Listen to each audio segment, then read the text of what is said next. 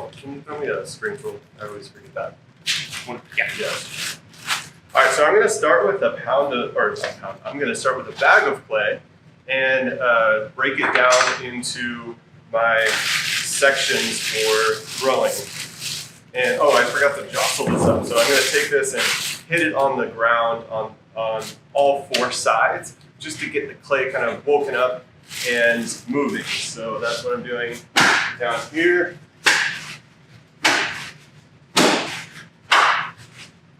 All right, and we talked about this at the beginning class, that when you open a bag of clay, you want to keep the clay side of the bag exposed so that when you put it back on, the clay stays inside the bag. You don't want to have a ton of dust. So I pull this off and I set it aside. And what I'm going to do is cut it straight down the center. And then, instead of cutting fourths, I'm just going to leave it as two sections. And then I'm going to cut it in half. And change my units to pounds. So what I'm going to try and get are 2 7-pounds of clay. And then I'm also going to do 2.5 pounds of clay for another demo.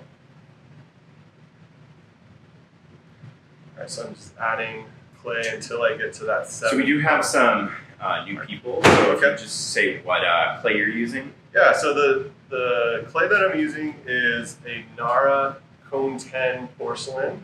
It's through Aardvark.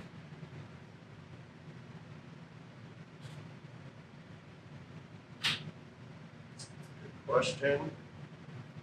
And again, I'm weighing out 2 7-pounds.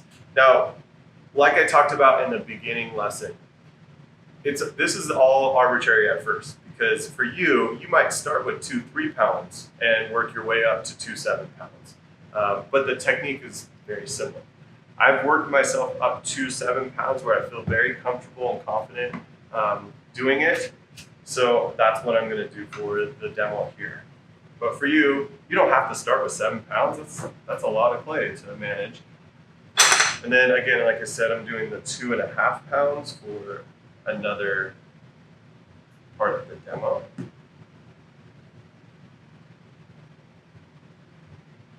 All right, so now we have 2 7-pounds, 2.5 pounds, and I'm going to set that aside.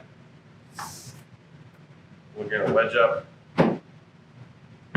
the larger pieces first, because I'll probably get winded as I do these large pieces. So I'm gonna do the spiral wedging, where not the ram's head, so the other way, and I'm pushing with my right hand harder, and then I'm rotating the clay backward and 1 tick on the clock. I go over all the 3 different styles of wedging in the intermediate level, so I'm not going to go in depth about wedging. But with a larger amount of clay, I'm not wedging the entire piece all at once. I'm not surrounding my hands or around the clay, the whole thing. So all I'm doing is kind of wedging this one section, and the clay is rotating around. So I've seen this demo done, pretty interesting. So I'm going to take a ball of clay right here, and you're going to watch this ball of clay kind of move and tick around to the other side. Maybe you want to do the close up. Yep. Okay, is that a good angle? All right. So I'm going to wedge just this section here, and you can even see that it's already moved from here to here.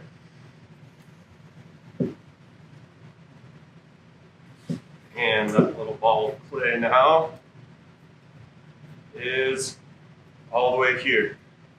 So once the ball of clay was here, it would travel all the way around, and then eventually it's going to go into the spiral and get completely wedged in to the whole group,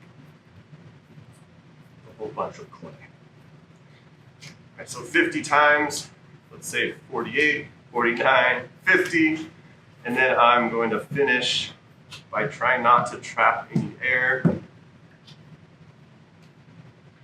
And the finish is the most important part when you are wedging, because you want this piece to be ready to go on the wheel And I'm going to do this rounding at the bottom. So I have one big 7-pounder. We'll do this again. I'll do this in the ram's head. Now, for a larger amount of clay, I'm really not able to touch my palms together, but I'm pushing my palms into the center so it doesn't turn into a long coil. I'm grabbing the sides and pushing inward. And for wedging, I don't know if I talked about the height of the wedging table, but it really is nice to have a lower table so that you can get on top of the clay and push down. Sometimes I even wedge on the ground.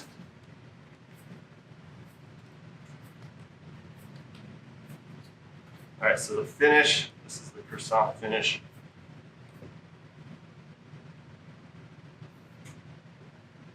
And then I tilt it up on one side, round it off.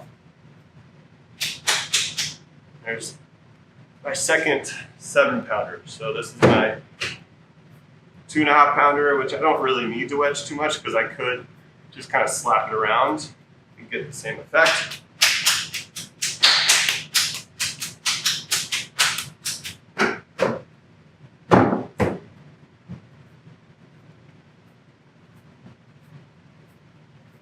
Just kind of waking the clay up, making it round.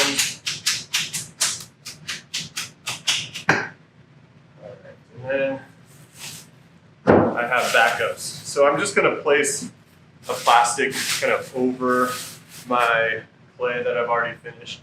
If you're doing this in advance, I would stack everything, put it back into your clay bag, and then you'll have it ready to go.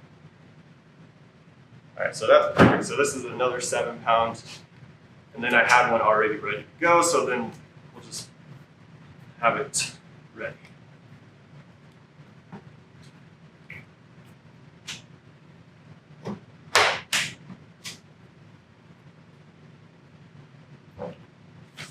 All right, so when I put this clay back in there, I'm going to make sure that the clay stays inside the clay bag.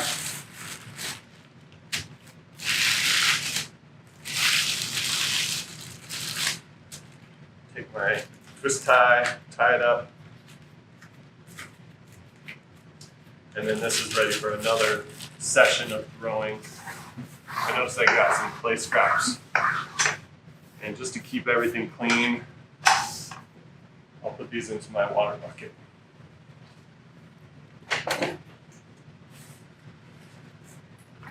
Or scrap bucket.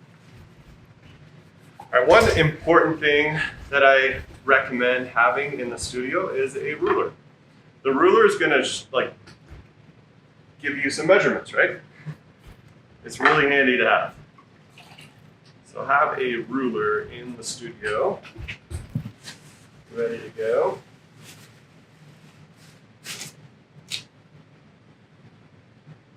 All right, gotta take my breath here, catch my breath.